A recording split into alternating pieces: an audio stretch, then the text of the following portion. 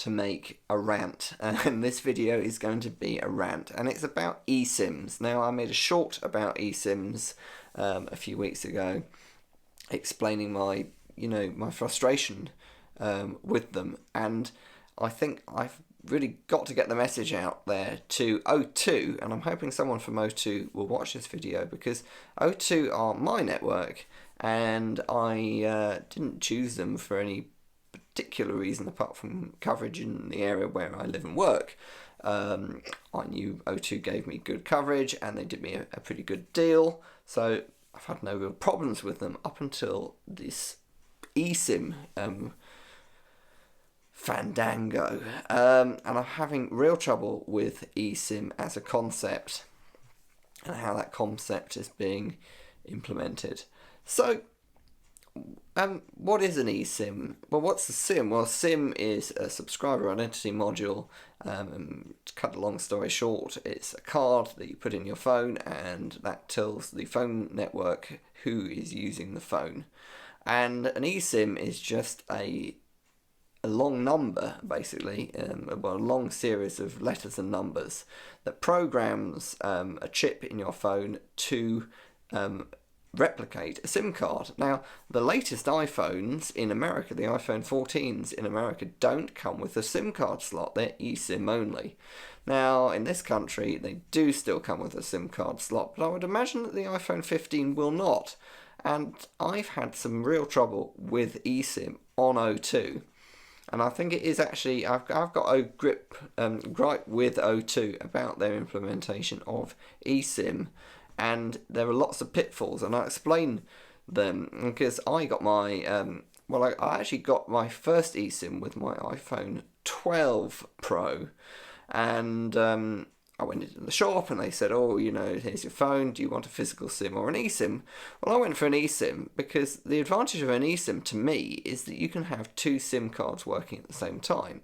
So if I go travelling, or for whatever reason, I can just insert a physical SIM and use that, and it's really easy. You just go to a shop and get a SIM card and chuck it in the phone, it works. So I got this iPhone 12 with an eSIM, and it was perfectly fine. I've never had a problem with the phone. It worked perfectly fine, and I liked having the eSIM because I knew I'd have the option to add another eSIM or a physical SIM and have that dual SIM option. It wasn't until I got my iPhone 14 that I realised the problems with eSIM, because normally when you get a new phone, I simply would have just turned the new phone on, taken the SIM out of one, popped it in the other. So I thought, well, there must be a sort of digital way, electronic way of doing something that I would do physically, which is, pop the SIM out of one, pop it into the other. It takes a few seconds and it just works. And it's worked for years and years and years, as long as I can remember. In fact, SIM cards have been around for 30 years or something. So I thought, well, they must have thought of this. Well, it turns out you can actually do that. There is an option to transfer eSIM from one phone to another, and Apple support that, and that's great. Except that O2 don't. So it just sort of said, well, computer says no, so you can't do that. And I thought, oh, that's a bit annoying. Rang O2, thinking, well, this is basically just a number. It comes as a QR code and a number, so that you scan the QR code. But essentially, the QR code is just some letters. You could read it out. You could write it down on a back of a napkin. So can't transfer it from one phone to the other.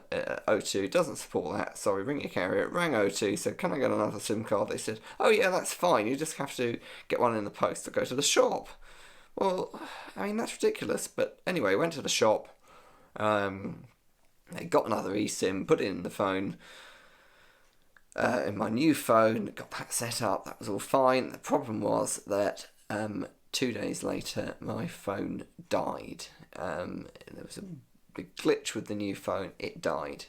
So I needed to go back to my old phone, except the eSIM was on the new phone, and I couldn't deactivate it. I couldn't move it across. It was on the phone, and the phone just bricked itself. You couldn't do anything with it. And I suddenly realised that I was in a really bad situation, because a lot of my accounts have two-factor authentication where they send me a text message to confirm my identity.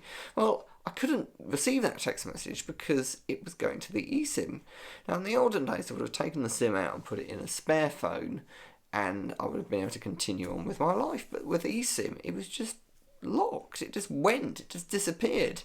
The eSIM just went, and I thought, oh, that's all right. I've actually got the eSIM, the QR code.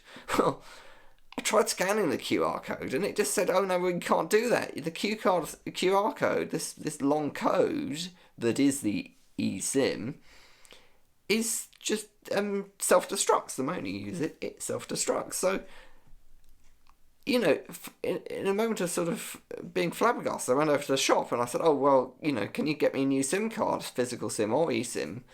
And they said, "Oh yeah, that's fine. We just need to send you a text message to confirm your identity." And I said, "Well, I can't get that text message, can I?" And at this point, really, my life sort of fell apart because he said, "Oh, well, you're going to have to get one in the post because that's the only way we can confirm your identity on O2." So I was locked out of all my accounts because, to set them up on a new device, you have to receive this text message. In the end, there was a sort of a back door, which I don't really want to go into, but he did manage to get me a SIM card, an actual physical SIM card working. But whether he should have done that is by the by. So some real problems with eSIM. Now, the advantage of eSIM is that it's secure in that you can't steal a phone and take the SIM card out and make premium rate calls on it. So I do get that, but you could achieve that sort of thing by having a PIN number on your SIM, your physical SIM anyway.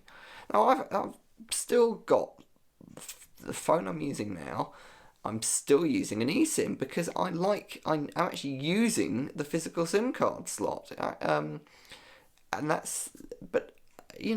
If I had the choice between two physical SIM card slots for dual SIM, then I'd go for that every day over an eSIM because O2 make it just so difficult, and it's really dangerous.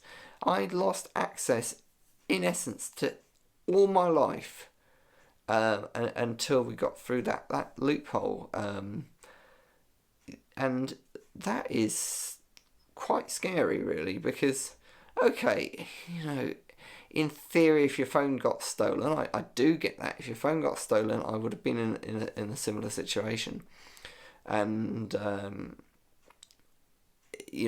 whether it was a physical SIM or an eSIM, it would have been much the same. But in a situation where you've got your phone there, and for whatever reason you can't use it, and you're completely locked out of everything.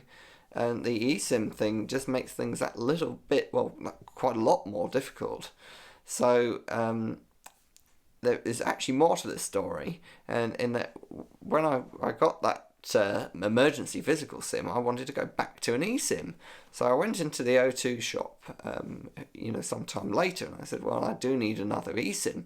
And they said, "Oh, we don't have any 5G eSIMs. We've only got 4G eSIMs." I mean, the mind boggles, really, because it's just a piece of paper. And I do realise that piece of paper is probably made in a secure printing system. There's that, a bit like a lottery ticket. Can there not be some way of having a portal where you can generate a new eSIM and do it online and make it secure, or make it so you can transfer from one phone to another?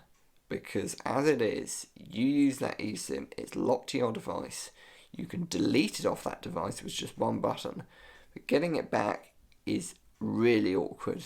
Things are much worse, and everyone's going to be in this boat when the iPhone in the UK goes SIMless, which it will do, I'm sure of that. So please, O2, if you're watching, sort this out. It's not a good situation, and I speak to your staff, and you just sort of say, computer says no. There's got to be a better way of doing this, because at the moment it's a farce.